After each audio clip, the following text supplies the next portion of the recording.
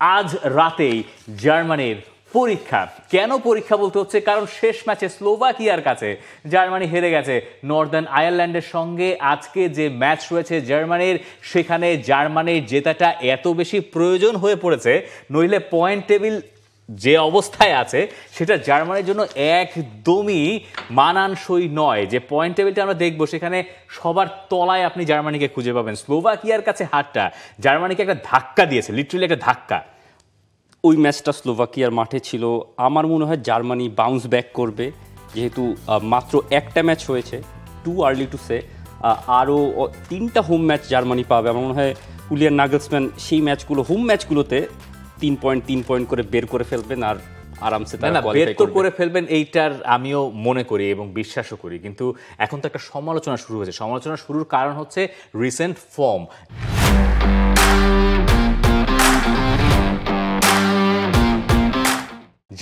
জার্মানির গত 6টা ম্যাচের ভেতরে যে রেকর্ড, তার ভেতরে ড্র হারের আধিক্য অনেক বেশি, জয় শুধুমাত্র একটা ম্যাচে। কিন্তু এখানে আবার নাগলসম্যানের পক্ষে যুক্তি দেখানো যায় যে এগুলোর বেশিরভাগই কম্পিটিটিভ ম্যাচ ছিল এবং বেশিরভাগের প্রতিপক্ষগুলোই দেখুন না, ফ্রান্স, পর্তুগাল, ইতালি, হাঙ্গেরি। এরপরে স্লোভাকিয়া যখন এলো, সেই ম্যাচে জার্মানির খেলা দেখে এক মুহূর্তের জন্য মনে হয় না জার্মানি ম্যাচটা জিততে এসছে। বলতে পারেন যে খুব বাজেভাবে মেলাচ্ছে, কিন্তু বাংলাদেশ আর জার্মানি একই ব্র্যান্ডের ফুটবল খেলেছে। জার্মানির এই খেলাটাই জার্মান সমর্থকদের হতাশ করেছে, যে কারণে নাগলসম্যান এখন চাপে। নাগলসম্যানকে পরে এই সমালোচনার জবাব দিতে হয়েছে এই বলে যে তিনি চাকরি হারানোর শঙ্কা আপাতত করছেন না। আমি সব কিছু, মানে সাংবাদিকরা যেহেতু প্রচুর সমালোচনা করছেন, তার জবাব তিনি দিচ্ছেন, আমি সব কিছু যে পড়ি এমন না, তার মানে এইও নয় যে আমাকে নিয়ে কি বলা হচ্ছে তা আমার ধারণায় নেই। এটা হতে পারে যখন দিন ভালো তখন সবাই ভালো বলে। আমরা শেষ ম্যাচে বাজে খেলেছি, এই সমালোচনা তাই সহ্য করতে হবে, কিন্তু তাতে কিছু বদলাবে না। তিনি বলতে চাইছেন, আমার দর্শনেই আমি বিশ্বাসী, সেটা কার্যকর করাই আমার কাজ, নইলে তো আর জাতীয় দলে পৌঁছতাম না, সাংবাদিকদের দল। ভালোই বলেছেন, ভালোই বলেছেন, একটু উইটি অ্যান্সার দিয়েছেন। কিন্তু জুলিয়ান নাগলসম্যানের এই জিনিসটাও দেখতে হবে যে আমরা যদি স্লোভাকিয়ার এগেনস্টে ফার্স্ট ম্যাচে অ্যাওয়ে ম্যাচে পয়েন্ট না বের করতে পারি, তাহলে আমার যদি পরের ম্যাচগুলোতে, যেমন নেক্সট ম্যাচটাই যে নর্দার্ন আয়ারল্যান্ডের সঙ্গে হোম ম্যাচ, যদি জয় না আসে, যদি ড্র আসে, খুবই বাজে, মানে ব্যাপারটা খুবই বাজে হবে, খুবই হুমকির মতো হবে। এবং এই দলে সিনিয়র প্লেয়ার ছাড়া কারো 11-এ জায়গাটা পাকা না। এবং এই স্লোভাকিয়ার সঙ্গে হারটা কত বড় ধাক্কা। কেন বলছি ধাক্কা?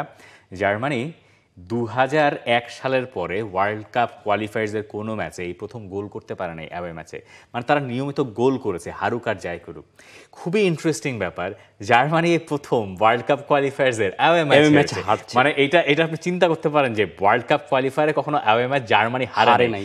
এইটাই বরং আমার কাছে অনেক বেশি অবাক করা তথ্য মনে হয়েছে, রাদার দেন তারা হেরেছে। অবশ্যই আমি ওই বিষয়টা জানতাম না যে জার্মানি কখনো অ্যাওয়ে ম্যাচে হারে নাই ওয়ার্ল্ড কাপ কোয়ালিফায়ার্সে।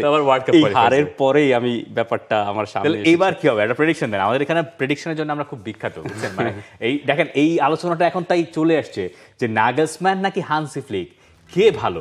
আপনি ম্যাচের বিচার করলে হান্সি ফ্লিক 25, একটা ম্যাচের বেশি, এবং তারপরে যে রেকর্ডগুলো, সেগুলোর কোনোটাই আসলে ঠিক হান্সি ফ্লিকের পক্ষে খুব বেশি কথা বলছে না।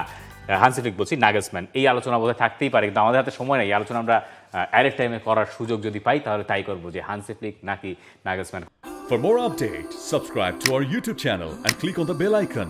Follow us on Facebook and Instagram. Download T-Sports app to enjoy exciting games and highlights. Visit tsports.com.